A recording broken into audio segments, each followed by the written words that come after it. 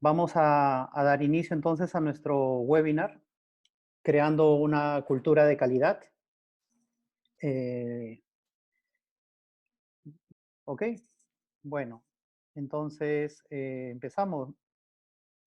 Mi nombre es Carlos Toledo.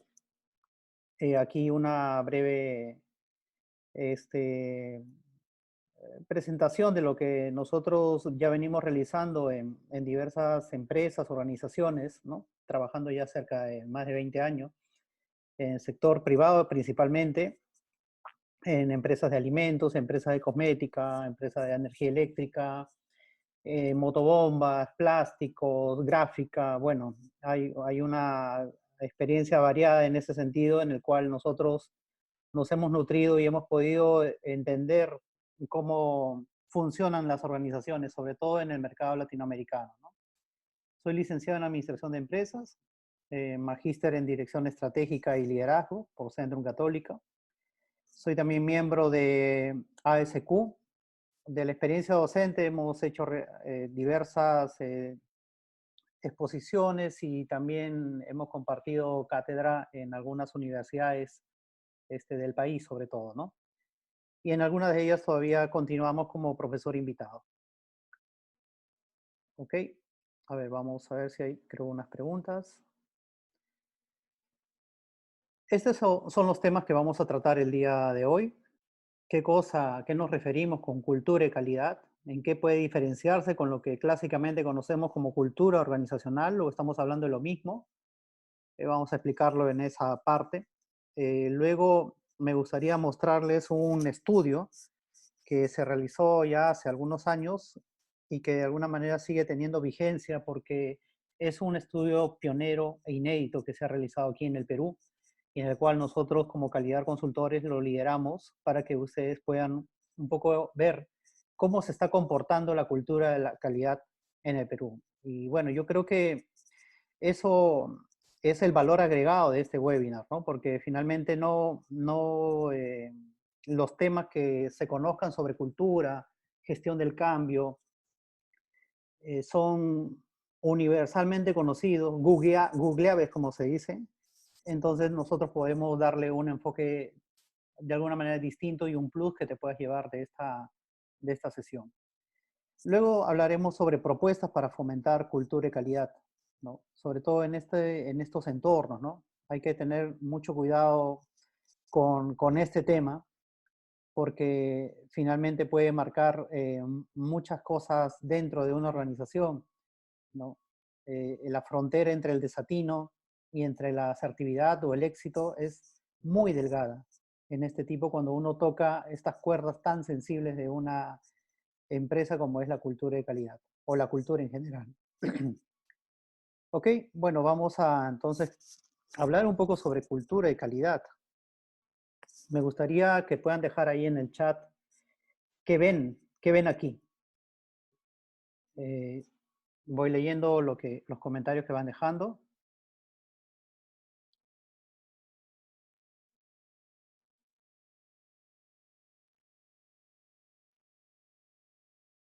Nadie se atreve a decir. Por ahí Baldomero dice un patrón. Un patrón puede ser una tendencia, ¿no? Una línea. Son puntos de dispersión de una gráfica, ¿no? Existe mucha variabilidad, ¿no? Si fuera esto un proceso, estamos viendo que puede existir cierta variabilidad, ¿no? Puede haber una completa dispersión, tendencia de resultados de un análisis de datos, ¿sí? Propiamente podría significar eso. A ver, ¿y qué ven acá? Acabo de cambiar la pantalla. No sé si se ve lo mismo. ¿Quién opina diferente? ¿Qué cosa se observa? ¿Alguien se atreve a dar un comentario? ¿Qué cosa ve de diferente con respecto a lo que estamos viendo ahora? Es otra pantalla. Hay un alineamiento en una misma dirección, nos dice Adrián. No sé, algún comentario más. Alguien que piense distinto. Todos siguen un objetivo común, ¿no? Nos están comentando por aquí. Bueno, a ver, objetivo, dispersión, ¿no? Alineado a una misma dirección, análisis de datos, mucha variabilidad.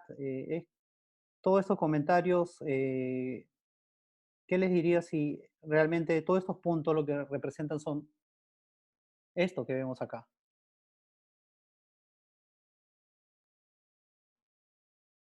Y justamente, ¿no? Creo que eso puede representar lo que nosotros entendemos como cultura, ¿no?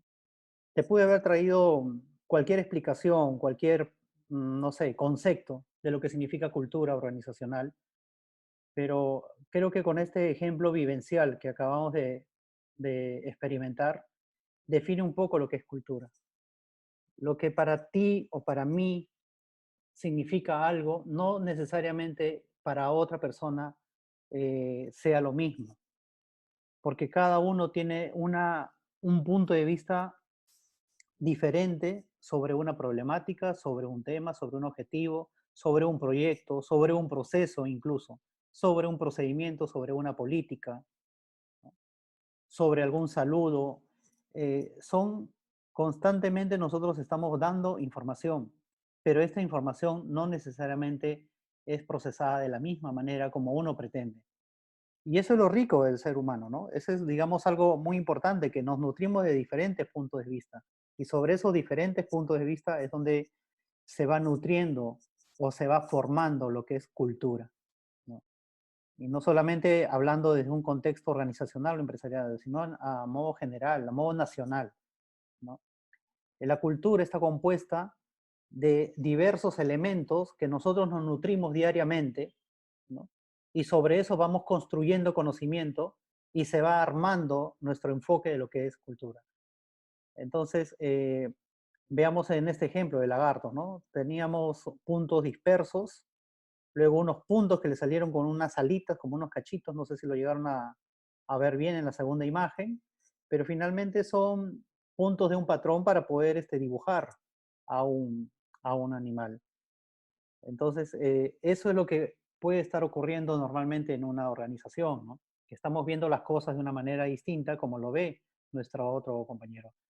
Podría surgir aquí una pregunta, entonces, ¿no? ¿Eso nos lleva a una situación de conflicto? Pues claro, nosotros estamos en permanente conflicto, no con nosotros mismos, pero sí a través de las diversas realidades y situaciones, ¿no? Entonces, el ser humano es una persona que, que aprende en el camino a resolver conflictos, los resuelva bien, los resuelva mal, esa es otra situación, otro tema que podríamos explorar más adelante, pero en realidad estamos preparados para ir resolviendo conflictos. Y eso es un poco lo que hace marcación a lo que es cultura, ¿no? La construcción de diversos elementos para formar un todo, ¿no? Como se dice, para formar nuestro mostrito. Ese es lo que finalmente nosotros entendemos como cultura. Y es lo mismo que puede estar pasando en una organización. Pueden ser dos empresas del mismo grupo empresarial, una que fabrica los insumos y la otra que procesa los alimentos. Vamos a decir, si estamos hablando de un grupo empresarial que se dedica al rubro de alimentos, y otra empresa que se dedica a la distribución, a la logística. Pueden ser tres empresas y uno dice, wow, este grupo empresarial tiene una cadena. Sí, pero a veces lanzar un procedimiento corporativo puede ser muy distinto en cada una de esas tres realidades. Por más que pertenezcan a un mismo grupo, un mismo dueño, la cultura organizacional puede ser distinta en una de las empresas, ¿no? Y lo mismo puede estar pasando también con las áreas de la organización. En una organización podemos tener diversos nichos. La cultura organizacional del Departamento de Recursos Humanos o del área de gestión del talento puede ser muy distinta a la cultura organizacional que vemos en el área de calidad, o en el área de producción, o en el área de almacén, o en el área de mantenimiento. Entonces tenemos que entender justamente eso, ¿no? Que lo que nosotros conocemos como cultura finalmente está compuesto de algunos aspectos que ahorita vamos a analizar, ¿no? La cultura organizacional, entrando ya un poco al detalle de lo que es cultura, definido por Edgar Schein, el MIT, es un conjunto de supuestos y creencias, ¿no? En el cual las personas basan sus conductas, ¿no? Y sus comportamientos. Como el día de ayer nos explicaba nuestra colega Lisbeth, hay una gran diferencia entre comportamiento y conducta, ¿no? Entonces, siendo lo más macro, digamos, lo más holístico, el tema comportamental o el comportamiento, ¿no? Cuando las conductas son las que se pueden ir modificando. Pero justamente de esto hace referencia Edgar Schein, ¿no? De que la cultura organizacional se va formando, hasta yo te diría, se va forjando en tres pilares o tres aspectos importantes, lo que se conocen como los artefactos, los valores o esa parte formal o dicha, formal o informal, de pronto de una organización, y los supuestos. Entonces, vamos a explicar un poco de estos tres, de qué tratan cada uno de ellos. El tema de artefactos, ¿no? Puede sonarnos un poco, llamar la atención el nombre, pero no es otra cosa que decir que es todo aquello que nosotros podemos eh, sentir, tocar, ver, oír, ¿no? Y son los elementos periféricos que tiene una empresa, pero son unos grandes reforzadores de lo que es la cultura organizacional. Entonces, podemos estar lleno de cosas, de emblemas, de símbolos, de himnos, de cánticos, de diseño estructural, de la infraestructura de la organización, temas comunicacionales desde el inicio, de cuando saludamos o cómo nos saludamos. Todo esto son temas artefactos, ¿no? Yo te voy a contar una experiencia que tuve aquí. Este, venía de trabajar de una empresa eh, ciertamente transnacional, ¿no? Empresa peruana transnacional que tenía muchas plantas, muchas sedes a nivel latinoamericano y también llegando incluso a Europa. Y tenía todo un ritual para el saludo, ¿no? O sea, incluso se había ensayado algunas cosas, en algunos años se personalizaba de una manera distinta. O sea, era una cosa afectiva bastante fuerte, ¿no? Emocionalmente cargado, que uno sentía esa vibra y de alguna manera se nutría de esa energía para poder trabajar, digamos, en todo el quehacer diario de lo que se tenían que desarrollar las actividades dentro de esta organización, ¿no? Entonces, ese cuidado en el detalle que se tenía en esta organización fue una cosa aprendida para mí, ¿no? Yo venía de otros entornos un poquito más, más, digamos, informales o de pronto donde no se pone tanto énfasis, como por ejemplo el sector de la construcción, donde trabajé algún tiempo. Entonces me chocó completamente hacer este cambio, ¿no? Y años después, ¿no? Voy a una empresa nuevamente a trabajar, una empresa transnacional, ¿no? De un grupo importante aquí en el Perú, donde la parte del saludo no era algo que se tomaba muy en cuenta, ¿no? O sea, hasta te podían dejar en el aire. Tú pasabas por algún pasillo de la planta y saludas, ¿no? Buenos días, buenas tardes. Y nada, pasan como zombies, ¿no? Yo digo, ¿y qué pasó acá? Entonces, no quiero decir que al 100% todas las personas, pero la gran mayoría, ¿no? Entonces ya uno va mezclando cosas, ¿no? ¿Esto es de la empresa o esto es de casa incluso? ¿No? ¿Qué está pasando aquí en este ejemplo que te pongo, ¿no? Entonces, a eso nos vamos refiriendo con lo que es artefacto, ¿no? Aquí he puesto una imagen muy simpática de la empresa Jambal International, UNIC, en el cual yo trabajé cerca de 10 años en esta compañía. Lógicamente la llevo en mi corazón por todo lo que significó para mi vida profesional, pero ellos tenían algo, o bueno, siguen teniendo, perdón, algo muy particular, ¿no? Inician todos los lunes con cantando el himno nacional, todos se reúnen en un patio, en un espacio gigante, y todos, absolutamente todos, desde la gerencia general hasta todas las personas de los niveles jerárquicos se juntan y primero cantan el himno nacional, inmediatamente después bailan con una coreografía preensayada que uno practica y va aprendiendo, ¿no? El himno de la organización, ¿no? El himno Yambal, el himno UNIC, según sea el país donde uno se encuentre. Y justamente lo que vemos ahí en esa foto es parte del ensayo del himno. Si no me crees, puedes entrar a YouTube y vas a encontrar ese, ese himno que a mí me ha acompañado varios años. Te soy honesto, de repente al inicio un poco resistido, un poco, oye, ¿qué me está pasando? ¿A dónde he venido a trabajar? Porque te sorprende un poco ese choque, ¿no? Pero luego lo vas incorporando y lo vas interiorizando dentro de tu vida diaria, de tu ser, ¿no? Y vas entendiendo cómo va moldeándose un poco la cultura. Entonces, hay cosas también aquí muy poderosas, ¿no? Que no lo estamos mencionando. Todo emana desde el top management, desde la alta dirección, desde el liderazgo que le van imprimiendo. Entonces, esto no tendría éxito, por ejemplo, si es que la alta dirección no lo promoviera, no estuviera atento, alerta a este tipo de cosas. Entonces, esto tiene éxito en la medida que la alta dirección lo hace suyo, para bien o para mal. Porque acá estamos hablando de repente de un aspecto reforzador muy positivo, pero pueden haber artefactos completamente negativos, ¿no? Como por ejemplo, ¿no? Una historia, ¿no? Alguien que de pronto quiere dar su opinión, ¿no? Por más dura que pueda ser esta crítica hacia algún proceso, hacia alguna situación que se ha vivido en la organización, pero inmediatamente es callado o vetado por el jefe inmediato, que no acepta este tipo de críticas, sobre todo en público. Y producto de ello, en una cuestión de semanas o meses, este trabajador que daba sus opiniones para hacer justamente las mejoras o los cambios, es despedido.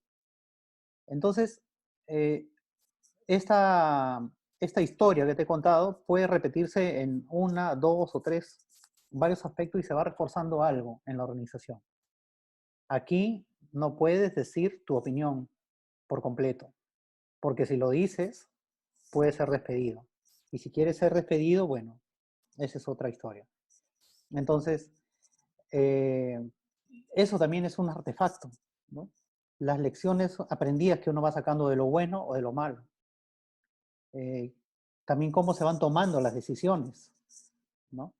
Todas las decisiones aquí se toman siempre analizadas, pensando en base a hechos o no, o es en función a los rumores. Hay cosas que se ocultan, por ejemplo, yo no sé cómo va la compañía, qué tan rentable es, esa información no la tengo. O tengo un compañero con el que siempre he trabajado y al día siguiente está siendo desalojado y despedido. Nadie comunicó qué cosa pasó, qué ocurrió con esta persona. ¿Se habrá comportado mal? ¿Habrá cometido un hecho delictivo de fraude, un robo? ¿Qué pasó? ¿Por qué se va así de pronto, sin ninguna comunicación? Entonces, toda esta batería de ejemplos que te pongo es justamente para entender algo muy importante, ¿no? Esa parte periférica de lo que es la cultura organizacional relacionada con los artefactos. Por otro lado están los valores, ¿no? Eh, y esto quiero hacer una diferenciación. De repente hay valores, ¿no? Que tiene la compañía en un cuadro, en una intranet, en una, digamos, una página web, pero ¿qué tan interiorizado lo tiene un colaborador con respecto a este punto? Y sobre eso podemos ver una gran cantidad de situaciones que pueden existir en cuanto a diferencias, ¿no? De lo que dice, de lo que está escrito, con lo que realmente se hace. Lo mismo pasa para cualquier código de conducta, código de ética, cualquier reglamento interno, cualquier política de la organización. Nosotros podemos tener las mejores políticas, los mejores códigos de ética, pero si en la práctica esto no se respira, no se siente, como es lo que es la cultura de calidad, finalmente vamos a obtener una distorsión completa de lo que está pasando. Es por eso que hago esta diferenciación, ¿no? Porque hay los valores, vamos a llamarle formales, los que la organización pretende difundir y cree que eso es lo que se respira, salen todos los discursos, pero aquellos otros que se predican o se practican con el ejemplo, ¿no? Y por eso hago alusión a esta publicación que vi en las redes sociales hace algunos días y que me llamó bastante la atención, ¿no? Aquí está el gerente general de Pastelería San Antonio, que declaró antes que empezara la situación de cuarentena, lo dijo abiertamente, nos estamos yendo a la quiebra prácticamente con la entrega de no sé cuántos millones de dólares en temas de mercadería, de insumos que se pueden malograr. Y esto lo entregaban y lo donaban a sus trabajadores, para que todas las familias que van a soportar esta cuarentena tengan algo que llevarse a la mano. Y habían decidido parar encima, ¿no? Siendo ellos de un rubro que no estaba todavía, digamos, dentro de esa restricción, ¿no? Que es el rubro de alimentos. Ellos son, o sea, tienen una parte de cafetería, pero también es, eh, es una panadería. O sea, tranquilamente pudo funcionar como panadería, pero no, la responsabilidad social de la alta dirección hizo que, no, finalmente esto pare por completo. Luego, unos días después, como vemos aquí en la publicación, ellos indican, ¿no? De que no solamente hemos donado a nuestros trabajadores alimentos, sino también lo estamos llevando a las personas más necesitadas. Hemos empezado a donar, ¿no? En todos los frigoríficos que tienen en sus tiendas, en sus almacenes, ¿no? Un equipo de personas y lo han empezado a dar. Entienden que hay acá un fuerte, como todos lo podemos estar viviendo en la actualidad, ¿no? Una fuerte parada, ¿no? Un remesón económico que muchas empresas no sabemos quiénes van a subsistir y sobrevivir, pero aquí el mensaje fue clarísimo, ¿no? ¿Cuál crees que fue el mensaje que está dando la gerencia general con esto? ¿Mm? Puedes dejar los comentarios. Yo veo aquí claramente una solidaridad, empatía, amor, protección al prójimo y entender, ¿no? Realmente cómo esta empresa está entendiendo cuál es el lugar que tiene aquí en el empresariado, ¿no?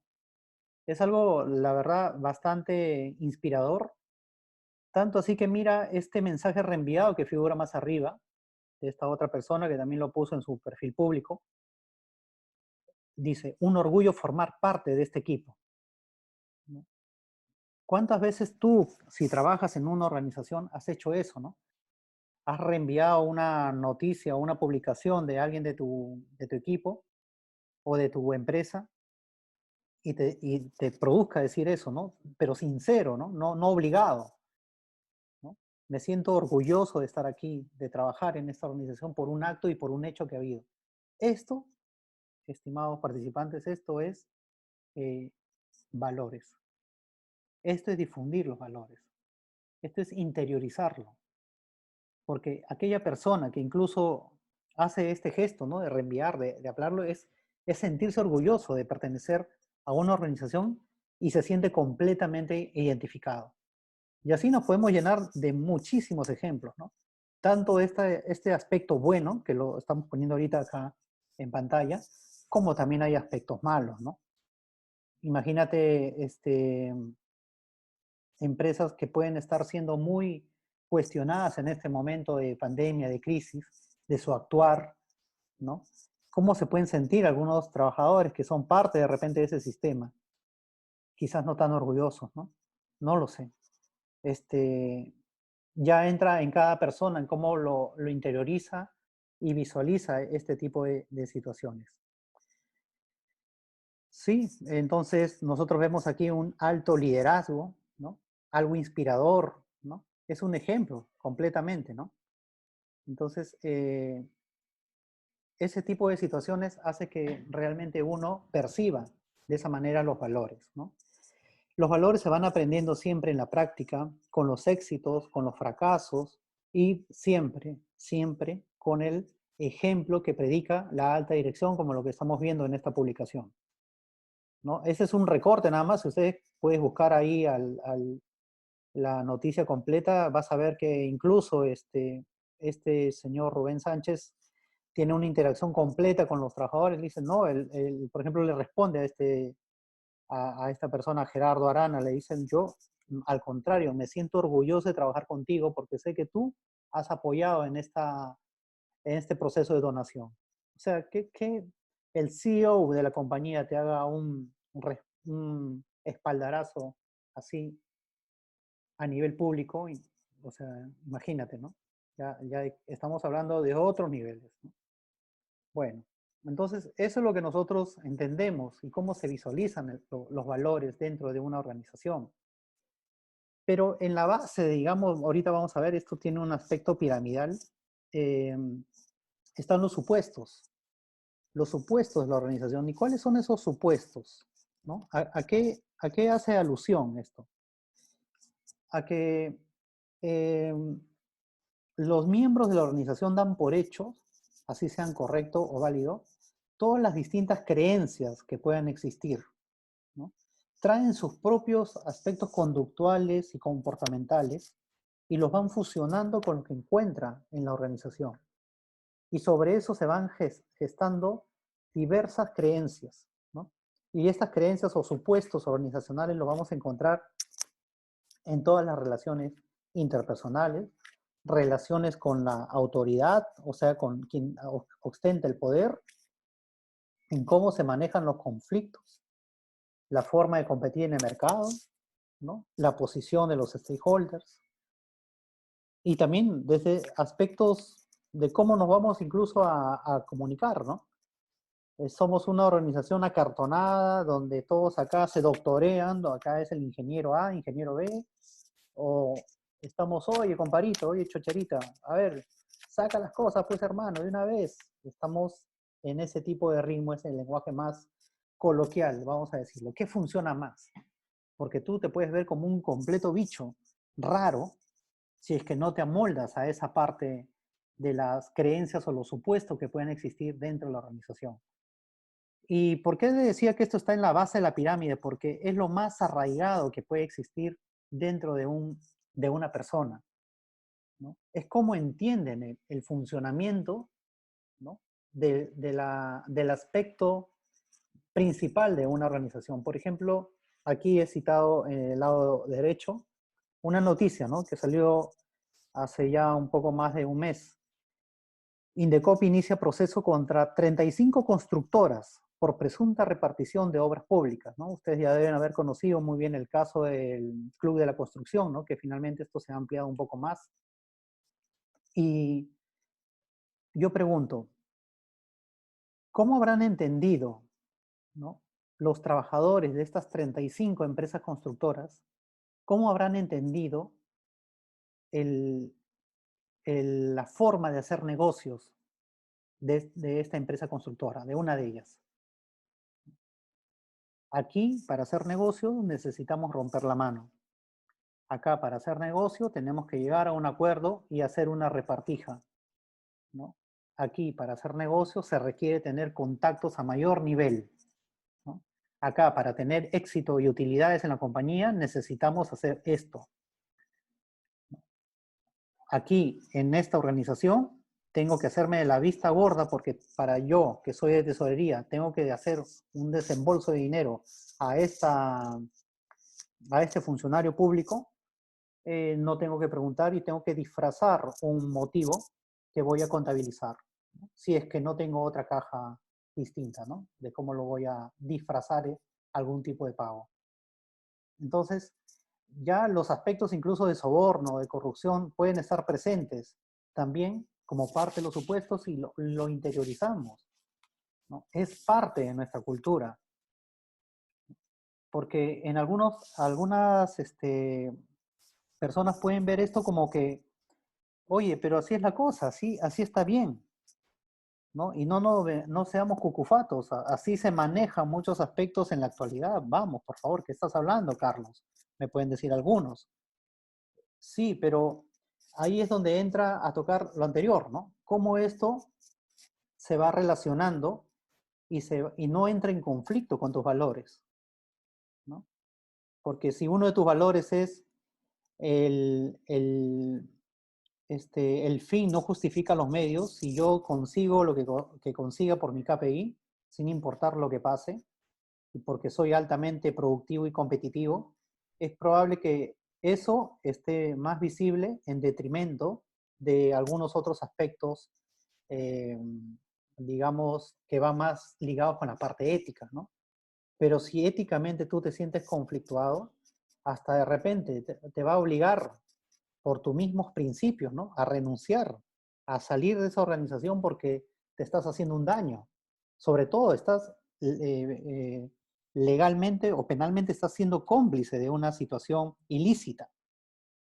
Entonces, es ahí donde tú ya entras un poco a ver ese tipo de cosas, ¿no? Muchos se hacen de la vista gorda y nada, así se trabaja, así se logran las cosas en este medio cultural, pero otros no. Oye, ¿qué está pasando? ¿No? Al contrario, no quiero ser cómplice. O a la primera que me entero, renuncio o pongo una denuncia, qué sé yo, tomo algún tipo de acción. Entonces, los supuestos justamente van en ese sentido. Lo que te decía al inicio, ¿no? Cómo vemos el cocodrilo. Algunos lo podemos ver bien, otros lo podemos ver mal. Mira lo que pasa en Medio Oriente, ¿no? El castigo hacia las mujeres, ¿no? Las mujeres no pueden, en algunos países, no en todos, ¿no? No pueden manejar, no pueden tener, sus libertades están completamente restringidas, ¿no? Porque impera incluso una cultura religiosa. Y la sociedad en esos países de Medio Oriente lo ven bien, lo ven natural, lo ven normal, ¿no? Culturalmente es aceptado. Culturalmente también puede ser aceptado comer en China animales raros, ¿no? Lo que aquí nos podría producir un asco completo, en otros países es un manjar, ¿no? Lo que aquí nos indigna con el maltrato que le pueden estar haciendo a las mujeres en Medio Oriente, allá es una cosa completamente aceptada. Es más, si vas en contra de eso, de ese aspecto cultural, hasta incluso tú puedes ser sancionado, puedes ser encarcelado hasta, por no decir, asesinado, ¿no? ¿Quién sabe? Bueno, entonces son ese tipo de cosas que están enraizadas en los supuestos, ¿no? Acá tenemos un ejemplo muy pintoresco, ¿no? Una persona nueva, vamos a decir, esta pirañita que está al lado izquierdo, llega a un nuevo sistema, a un nuevo lugar, y pregunta, ¿no? ¿Y cómo está el agua? Le pregunta a estos otros dos peces que vemos en el lado derecho. Ellos responden, ¿no? El agua está bien, todo ok. Pero luego pueden decir, ¿y qué es el agua? ¿Ok? Se van con ese interrogante, ¿no? Porque toda su vida ha pasado por sus narices este tema del agua, ha estado completamente cercano a lo que hacen y no se dan cuenta que otra persona lo puede estar percibiendo de una manera distinta. Eso es lo que pasa con los supuestos, ¿no? Entonces, ahí es donde debemos tener un poco de bastante claridad y cautela porque eso nos va a llevar un poco a entender esta parte de lo que conocemos como la pirámide del cambio cultural. Si nosotros queremos implementar una gestión del cambio en nuestra organización, que es algo, una palabrita bastante difundida, bastante manoseada, y que siempre se busca pretender lograr cambios cada vez que estamos haciendo, eh, cada vez que estamos en un proceso de un proyecto o una mejora, tenemos que entender esta estructura, ¿no? Que los supuestos son la base de todas las creencias, los pensamientos, ¿no? Los valores son aquellas cosas que emanan formal o informalmente desde la alta dirección, desde la organización en sí, y los artefactos son aquellos periféricos que nos ayudan a entender cómo está procesada la organización a través de sus procedimientos, a través de su comunicación, ¿no? Lógicamente, la base de la pirámide es un poco más difícil de poder hacer los cambios, pero es ahí donde puede estar el éxito para poder lograr alguna de las cosas, ¿no? Lo que vemos al lado izquierdo, ¿no? Es un poco el detalle de cómo está estructurada esta pirámide, ¿no? En la primera base, los supuestos, que son los paradigmas, ¿no? En la parte del centro, que vendrían a ser los valores, ¿no? La misión, visión, el alineamiento estratégico. Y en la parte superior, los artefactos, los aspectos del lenguaje, prácticas, signos, todo eso, lo que hemos ido revisando, todo eso define los comportamientos que va a tener una organización. Ok, entonces, ¿qué cosa? Es cultura de calidad, ¿no? Quiero tomar como referencia justamente a algo que fue difundido ya hace algún tiempo en una publicación de Harvard Business Review, que es finalmente se ha convertido ya a estas alturas en un clásico de cómo se define la cultura de calidad. Es un entorno organizacional, como cualquier otro, con la distinción de que los trabajadores viven y respiran la calidad, en el sentido de que orientan sus acciones hacia la mejora y no necesariamente como normas o reglas que debe uno seguir, ¿no? Como a veces se encasillan al tema de la calidad, ¿no? Ah, calidad, ISO 9001. Ah, calidad, el control que tengo que hacer al producto o al proceso, ¿no? Entonces, cultura y calidad es algo que va más allá, ¿no? Es como vive la organización, las acciones de mejora, ¿no? Y no únicamente encasillamos a la calidad como algo que se tenga que cumplir. En ese mismo estudio se mencionan justamente 4 ejes importantes en el cual se posa la calidad, que es el primero, el liderazgo de la gerencia, cómo los líderes ponen en práctica la calidad dentro de su organización, la credibilidad del mensaje, qué tan potentes son las comunicaciones, cómo estas son transmitidas por fuentes confiables y qué tanta claridad existe para poder entender justamente los mensajes, ¿no? ¿Cómo está la participación de todos los compañeros o todos los colaboradores? Los colaboradores se involucran, participan, sea a nivel de discusiones grupales, a nivel de proyectos de mejora, cómo están organizados en torno a la calidad. Y luego el empoderamiento, ¿no? Los colaboradores asumen un proceso de autocontrol. Ojo, esto no es tan relacionado, no significa qué tanto el líder le da poder a un colaborador, sino cómo el autocontrol en función a la calidad me autorregula a mí y hace que yo mismo pueda ir entendiendo los aspectos de calidad y poniéndolos en práctica en la organización, ¿no? Y es más, mi aspecto de calidad está tan fuerte que incluso yo puedo cuestionar directivas que vayan en contra de ese principio de calidad, ¿no? Así de fuerte es el arraigo que puede tener el tema cultural. Bueno, entonces dicho esto, vamos a revisar algunos resultados de este estudio de la cultura de calidad en el Perú. Ya vamos en la segunda edición, tocando este año hacer su tercera edición. Estamos haciendo mediciones trianuales porque es parte de un estudio más grande que estamos preparando, que luego seguramente compartiremos con ustedes. El estudio que se hizo justamente a finales del 2017 partía con estas preguntas, ¿no? ¿Qué significa cultura y calidad? Para empezar, ¿no? Se hizo esta encuesta a 150 gerentes, ¿no? De las 10.000 empresas principales del país. Se tomaron más de 15 preguntas y repartidos en 4 categorías. Entonces lo que vemos acá es ¿qué significa cultura de calidad? Más del 36% está referido a un tema de cumplir las expectativas del cliente, ¿no? Y una actitud y una manera de vivir, ¿no? Va en ese sentido mismo también este 15% con realizar las cosas bien, con excelencia. Otras personas, 12% hacen referencia a trabajo, a normas, estándares que se deben cumplir, ¿no?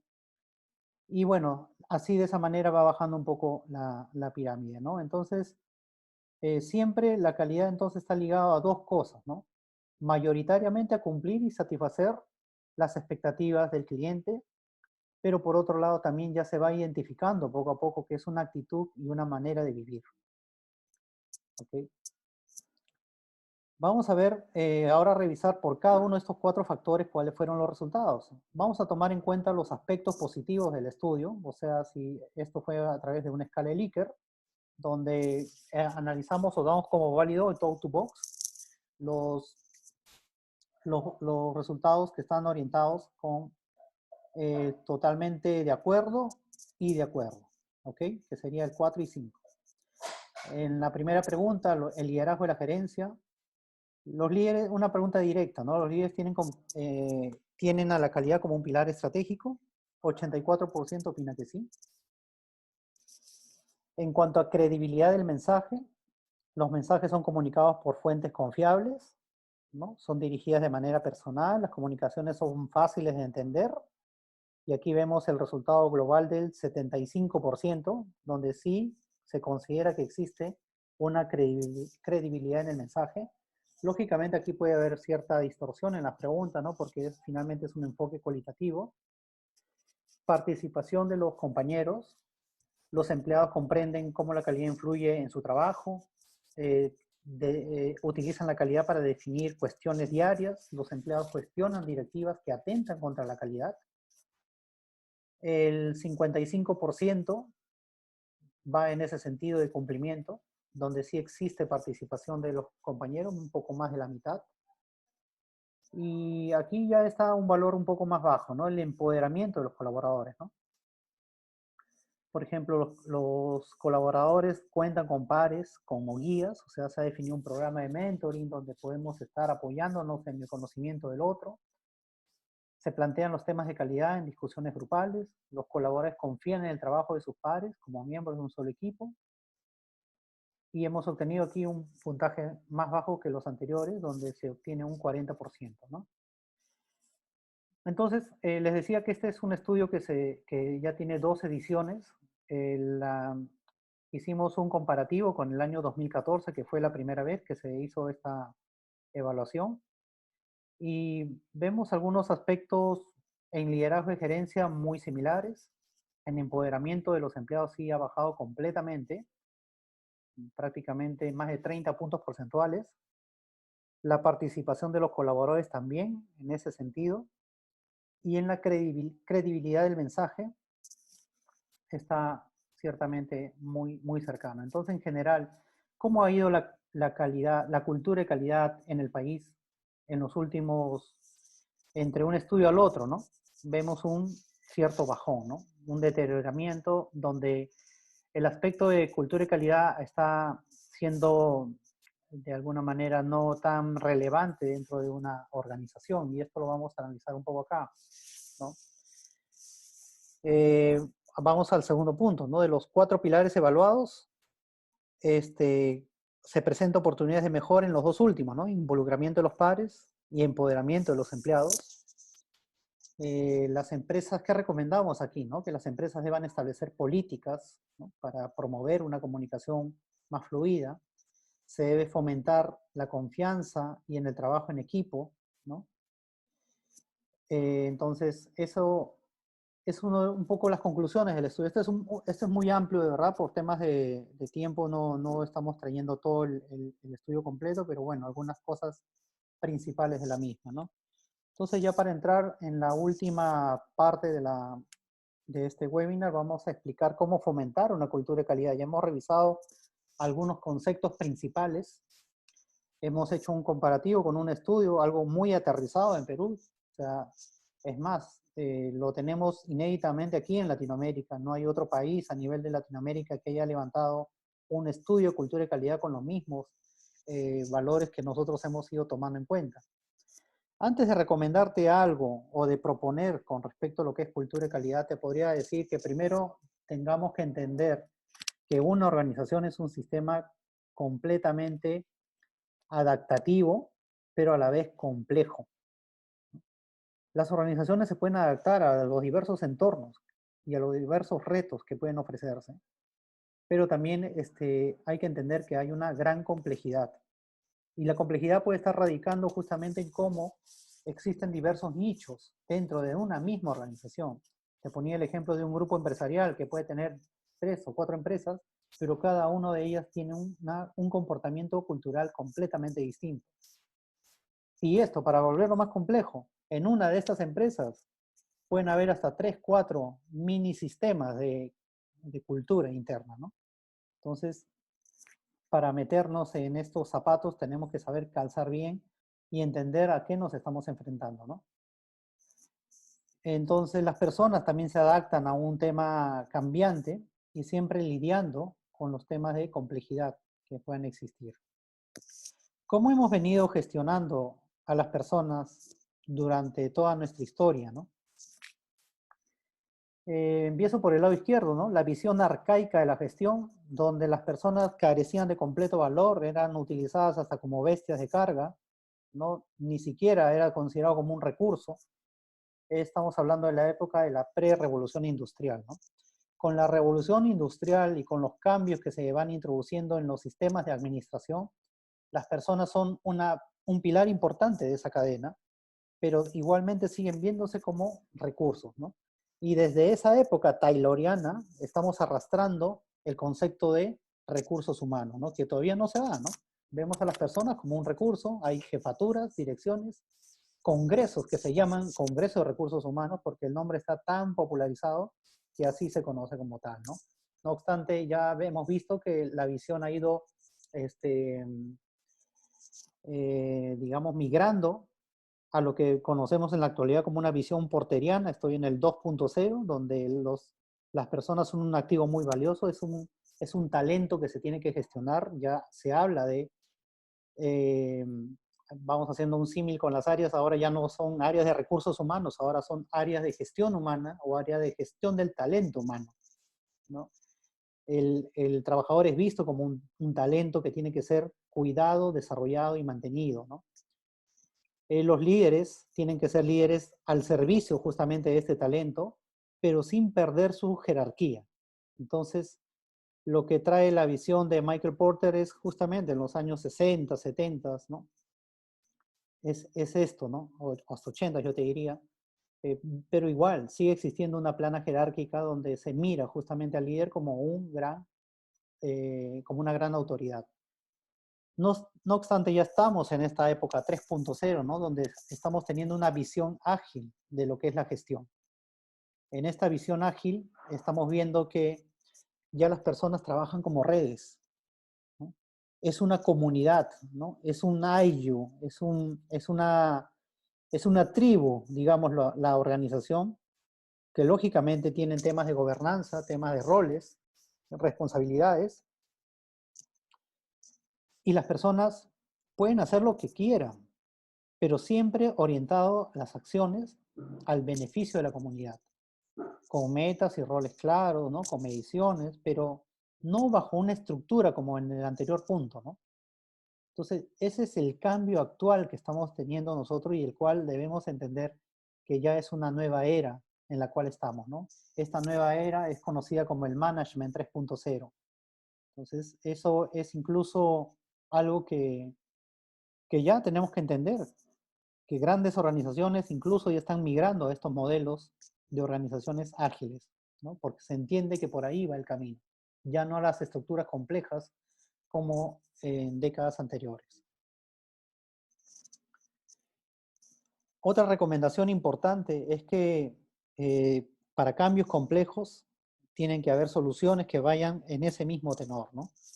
A nosotros en consultoría o en proyectos que venimos aplicando siempre nos resulta muy importante este tema, tener mapeado esta situación, ¿no? Como por ejemplo, que vamos a poder tener un éxito real, completo, en la medida que alineemos estos 5 puntos importantes, ¿no? Esta es una adaptación de Noster, que fue una matriz que fue divulgada en un congreso ya hace bastante tiempo, adaptada finalmente porque se han incorporado aquí algunas de las cosas como el plan de acción y los incentivos.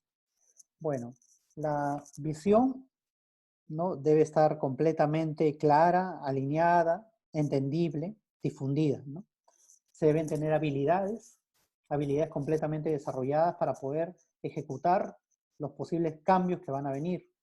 Se deben tener las recompensas o incentivos necesarios para que tanto a nivel de equipo que va a realizar estos cambios, como a las personas que se van a ver impactadas por el cambio, puedan tener la suficiente motivación e interés para poder continuar con este proceso de cambio, ¿no? Lógicamente, nada es gratis. Esto se tiene que dotar de recursos. De repente el recurso más importante, el tiempo, para poder realizar los cambios que se ameritan en el proyecto o proceso que estemos inmersos, ¿no? Y nada va a resultar si es que no tenemos un plan de acción. Podemos tener todo lo anterior, pero sin un plan de trabajo, algo aterrizado, no se va a poder cumplir ninguna situación de mejora, ¿no? Entonces, ¿qué pasa si no nos faltara una de estas patitas dentro de cada uno? ¿Qué pasa si no tenemos un plan de acción? Vamos a tener una salida en falso. ¿Qué pasa si no tenemos recursos? En el equipo se va a originar un alto nivel de frustración. ¿Qué pasa si no hay los incentivos? No se han mapeado bien esa parte. Es lo clásico que siempre ocurre en todo proceso de cambio, la resistencia.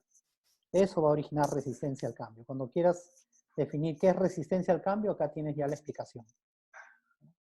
¿Cuáles son? Si faltan habilidades, puede haber todo, pero las personas no saben qué hacer, no están capacitadas para ello. Se va a generar una ansiedad completa en todo el equipo, ¿no? Y puedo tener todo, pero si no tengo una visión clara, es una confusión completa.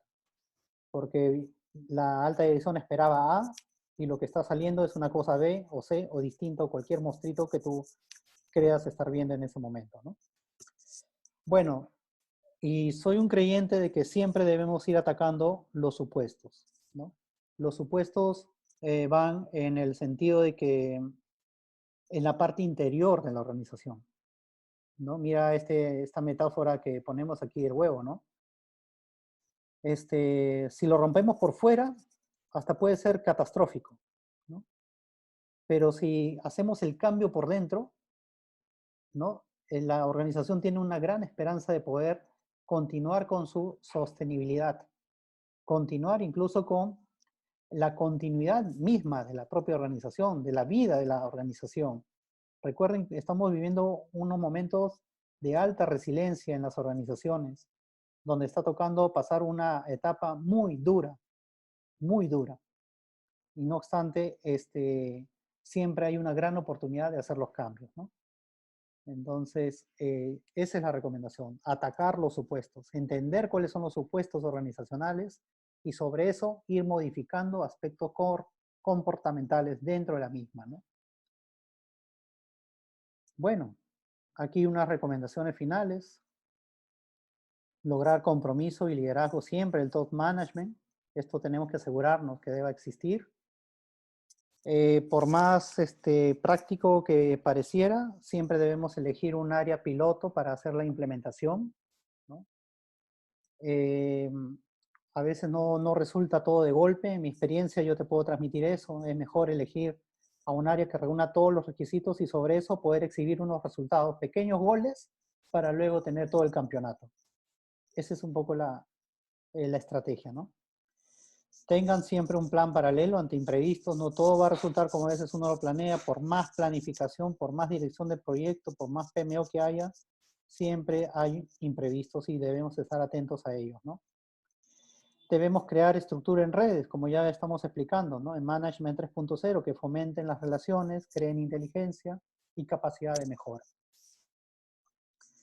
Hay que enfocarse mucho en la comunicación y no tanto en el procedimiento, en la política o en cómo yo doy las indicaciones, sino en cómo comunico. Y la comunicación hay que entenderla como una cosa de ida y vuelta, ¿no? Bueno, por nuestra parte es todo. Quiero en este momento darle pase a todos para que puedan hacer sus preguntas. Este tema ciertamente es bastante complejo de poder hacer una implementación. Lo que hemos querido es hacer acá un poco un ensayo de un pedacito de todo lo que representa hacer un cambio cultural. Y lógicamente, para iniciar cualquier tipo de cambio, debemos tener presente a la cultura, cómo funciona la cultura de la organización, porque si vas a entrar a hacer algún tipo de cambio, primero tienes que entender qué terreno estás pisando, ¿no? No puedes entrar a una organización sin conocerla y de frente con la banderita de cambio y ¿quién eres tú? Así, de frente, te van a decir. Bueno, tenemos una pregunta. ¿Cómo convencer a la alta dirección si no cree o no tiene experiencia en calidad? Bueno, yo creo que ahí tenemos que ir por partes, ¿no? esto que hemos estado hablando, de pronto puede ser una cosa media sui generis, muy avanzada para algún tipo de organización, que todavía está en la etapa de repente del control. No he traído acá la lámina donde hacemos un comparativo en qué nivel de madurez se encuentra la calidad en una organización, pero puede que esté en un nivel incipiente. Mi recomendación sería lo siguiente. Primero, asegurar los aspectos claves de lo que es la calidad visto desde el punto de vista de aseguramiento y control. Eso tenerlo un poco bien afiatado. Y sobre eso, yo creo que la mejor estrategia para poder llegar a la alta dirección, si es que tiene todavía la miopía de no ver este tipo de cosas que pueden ayudarlo a surgir, es ligar los aspectos de la organización, las falencias que está sufriendo a causa de no tener una cultura de calidad, ¿no? En términos de reclamo, en términos de no conformes, en términos de productos defectuosos, y tangibilizarlo eso en una cifra anual, algo que refleje qué porcentaje del EBITDA, qué porcentaje del costo de venta, cuánto dinero es el que se está yendo, ¿no? O se está escurriendo por el desagüe, por no tener justamente implementado un, una cultura organizacional que esté orientada hacia la calidad. Entonces a la organización, a la alta dirección hay que tocarle el bolsillo. Yo creo que esa es la mejor estrategia. Y para eso necesitamos, lógicamente, tener el estudio, tener la revisión y el detalle para poder darnos cuenta qué es lo que está faltando para poder, eh, digamos, sustentar, ¿no? Este tipo de cambio, ¿no? A ver, María nos pregunta, según el estudio acerca de la calidad, se refleja la mejora en el compromiso de la alta dirección, sin embargo, se nota la disminución del compromiso de los colaboradores. ¿Se entiende que todo parte de la alta dirección o a qué cree que se deba ese bajón en los colaboradores? Yo considero que se debe justamente a un divorcio que puede estar existiendo dentro de los mensajes que puede estar, o qué es lo que visualiza la alta dirección con respecto a lo que ven un poco los colaboradores. En ese estudio hemos hecho algunas preguntas básicas, pero hay otras subpreguntas que ayudan un poco a reforzar y entender cómo está funcionando el aspecto de los colaboradores, pero en general podríamos decir que sí, que eh, hay, hay cosas que no únicamente dependen de la alta dirección.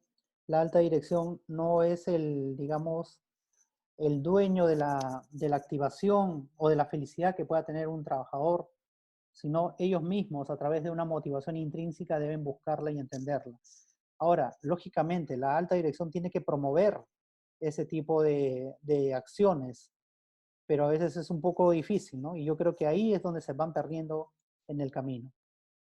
En un proyecto que lidere el piloto, obtuve que lideré el piloto, obtuve resultados en 6 meses, pero en otras áreas me tomó 2 años obtener resultados. La nueva gerencia un poco cuestionó la diferencia. Mira, yo me he tomado 3 años en una organización hacer completamente cambios relacionados a lo que es cultura de calidad, ¿no? Siendo de repente lo que te ha pasado es completamente entendible. Hay algunas áreas que se van a alinear rápidamente a lo que tú propongas, pero hay otras que no. Vas a tener que, como se dice, con librito en mano, con coquito, ir a evangelizar, porque es completamente complicado entrar a un tipo de, de gestionar los cambios en estos entornos, ¿no? Entonces, completamente comprensible esto que te has tomado. Y si te han cuestionado esta diferencia es porque finalmente no han entendido lo que es cómo realizar finalmente algunos cambios. Lógicamente, una gerencia está buscando plazos, está buscando tiempos, pero si uno va transparentando los avances mediante un indicador que se puede ir confeccionando para entender dónde puede estar la falencia, eso puede ayudar bastante. A mí me ayudó algo que te puedo transmitir ahí, Reina, en ese sentido, es que, por ejemplo, a mí me resulta bastante hacer los temas de concurso. Yo concursar a las áreas, ¿no? Lógicamente resaltando los aspectos positivos de lo que representa un concurso y sabiendo comunicarlo en las instancias que sean, ¿no? Entonces, yo creo que va un poco por encontrar cuál es la mejor forma de que esa brecha que puede significar grande, de 3 meses en una, o 6 meses, perdón, a 2 años en otra, es completamente, se podría de repente acortar si es que se toman algún tipo de acciones que motiven eso, ¿no? Lógicamente los cambios grandes salen por, vamos a decirle, por naturaleza, por inercia, ¿no? Pero nosotros podríamos contribuir a agilizar ese tipo de cambios aplicando algunas metodologías, ¿no? Hola, ¿cómo afrontar estos retos en tiempos de pandemia en las organizaciones? Sabiendo lo que se viene es una gran recesión y falta de empleo. ¿Qué hacer si no se tiene el compromiso de la gerencia y por ende los colaboradores, los cambios hacia una organización de calidad? Yo creo que este más bien es el perfecto escenario para introducir una cultura de calidad en la organización, pero ligar la calidad no como un aspecto de lujo, como algo intocable, como algo que es inalcanzable, sino al contrario, como algo de día a día, ¿no? Y nuevamente mi recomendación va, César, a que podamos hacerlo desde un punto de vista de que a la alta gerencia le duela el dinero. Entonces, creo que aquí la habilidad está en transformar todas estas situaciones de riesgo que vamos a vivir producto de esta pandemia, de pérdida que estamos afrontando, tangibilizarla para de tal manera ver cómo con la calidad uno puede cambiar este tipo de situación. Esa es la gran pregunta que se tiene que hacer y plantear para que sobre eso se pueda ir construyendo un modelo de calidad. Los modelos de calidad no son onerosos. Lógicamente, como todo proyecto requiere una inversión inicial, pero luego de ello los retos o los logros van a ser mayores, ¿no? Y a eso debería uno tender. Yo hablaba de un área modelo, ¿no? Un área modelo que de repente sea, no sé si cumpla los requisitos. A ver, ¿cuál es el tiempo que se debe estimar más o menos para saber la eficacia de un plan de sensibilización en los colaboradores? Va a depender cuál sea el nivel que encontré. Para empezar, en qué tema queremos sensibilizar, María. Y lo segundo, ¿cuál es el nivel de aprehensión que están teniendo los colaboradores con respecto al tema? ¿Qué tanta barrera de resistencia, de rechazo vamos a poder encontrar? Y sobre eso uno podría estimar un plazo. Pero la sensibilización puede tomar diversos caminos dependiendo qué cosa se quiera sensibilizar. Yo quiero sensibilizar en que entiendan los principios de calidad o la política de calidad. Me puede tomar algunas semanas, me puede tomar algunos meses, ¿no? Pero algunas otras cosas pueden ser más puntuales, de repente unos temas de días. Va a depender mucho estos dos aspectos que te he mencionado. ¿Consideras que los buzones de sugerencia para los colaboradores ayudan a fortalecer la cultura de calidad o impulsar proyectos de mejora? Yo considero que no únicamente el buzón de sugerencia es algo que deba implementarse, sino todo el sistema que rodea al buzón, ¿no? Porque si yo no confío en la información que voy a brindar al buzón de sugerencia, pierde credibilidad, entonces esto va a ser un saludo a la bandera. Pero si yo sé que toda la sugerencia que voy a poner, voy a tener un retorno, una respuesta, así lo implementen o no, y estoy viendo que todo lo que uno va sugiriendo, perdón, va teniendo impacto, se van tomando acciones, entonces voy a realmente tener ahí quizás un éxito, ¿no? Yo diría que más allá del buzón de sugerencia es crearle un proceso de cómo se va a realizar justamente la, el fortalecimiento de los proyectos de mejora o los temas de sugerencias que voy a ir planteando, ¿no? A nadie le gusta escribir algo y que al final no reciba un retorno. Eso pasa mucho a veces con la línea ética de las compañías o canales de denuncia, ¿no? Que tú puedes denunciar un acto que está transgrediendo los valores de la organización o violando el código de ética, pero ves que al final nadie tomó ninguna acción. O sea, para ti esto es letra muerta. ¿Y eso qué va? A ser otro artefacto de la organización, ¿no? En el tema comunicacional. En los concursos de los colaboradores, ¿qué premios brindas?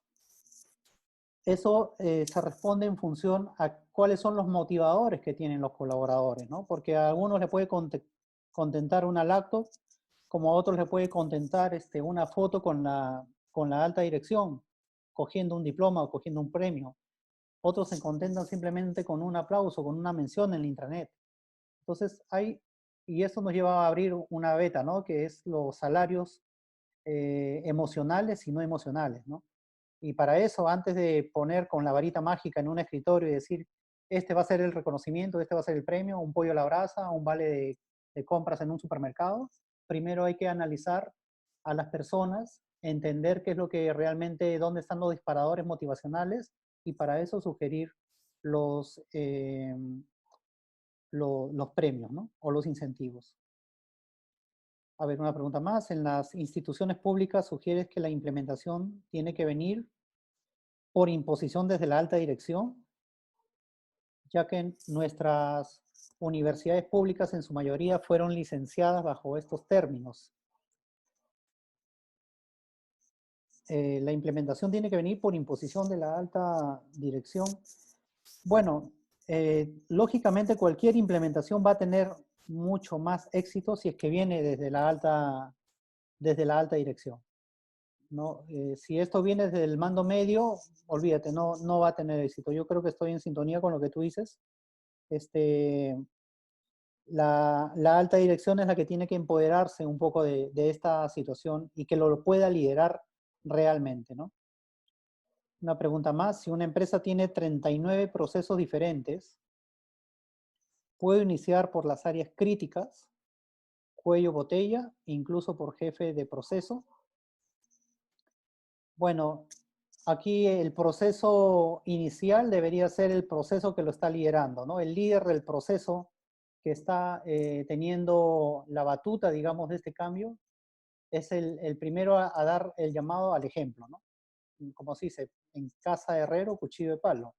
Entonces, primero tiene que ordenarse justamente esta área o proceso que va a ser la dirección del cambio y luego sobre ello ya trazar todo lo que es la expansión del cambio en en todos los demás procesos, ¿no?